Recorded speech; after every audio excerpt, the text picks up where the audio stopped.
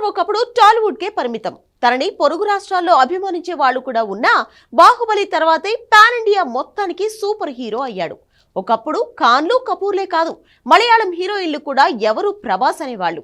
అలాంటిది ప్రభాస్ తెలియని వాళ్ళు లేని స్థాయికి చేరుకున్నాడు రెబల్ స్టార్. అంతేకాదు, బాలీవుడ్ లో తీస్మార్ ఖాన్ అనుకున్న స్టార్లా 11 సినిమాలు కలిపినా ప్రభాస్ ఒక్క మూవీ అంత కాదని ప్రూవ్ అయింది. అదెలానో మీరే చూసేయండి.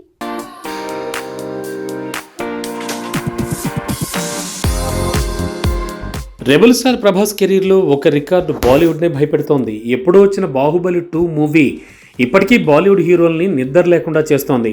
ఖాన్లు కపూర్లు ఎన్ని జిమ్మిక్కులు చేసినా ప్రభాస్ని రీచ్ అవ్వడం కాదు, కనీసం తన రికార్డులను టచ్ కూడా చేయలేకపోతున్నారు.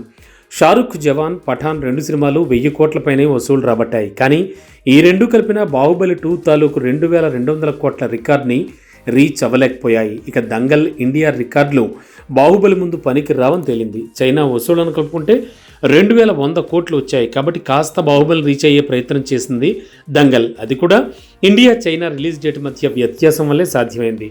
ఇక మరో ఖాన్ సల్మాన్ ఖాన్ అయితే ప్రభాస్లో తను 11వ వంతని తేలింది. తన హిట్ మూవీలు 11 కలిపితే ఒక్క బాహుబలి 2కు సమానం అన్న పోలికే ఇప్పుడు ఇండస్ట్రీలో హాట్ టాపిక్ అయింది. రంజాన్ స్పెషల్గా 11 ఏళ్లుగా వచ్చిన సల్మాన్ సినిమాలను కలిపితే ఒక్క బాహుబలి 2 అని అంటున్నారు.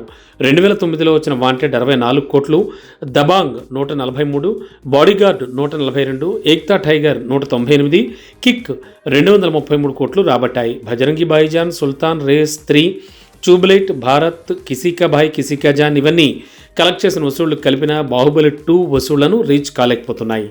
ఇలా ముగ్గురు ఖాన్ల సినిమాలతో ఒక్క బాహుబలి 2 పోలిక నార్త్లో కూడా హాట్ టాపిక్ అయింది. ప్రభాస్ రేంజ్ ఏంటో ఖాన్స్ అండ్ కపూర్స్కి అర్థమైనట్టుంది.